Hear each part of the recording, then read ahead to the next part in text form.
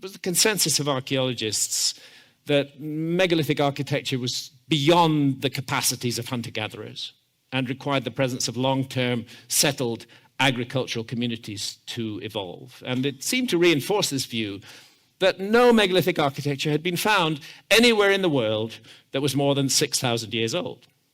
In fact, that was one of the main arguments that the archaeological police used to try to dismiss John West and Robert Schoch.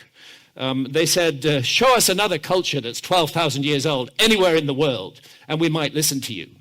But we know that there is no culture capable of creating anything like the Sphinx until 4,500 years ago. Therefore, of course, the Sphinx is 4,500 years ago. But of course, that changed completely with Gobekli Tepe, which is a deliberately buried site, deliberately buried 11,600 years ago, a very, very ancient site. Sorry, it began 11,600 years ago. It was deliberately buried about 1,000 years later, and thus sealed, and thus an intact archaeological scene.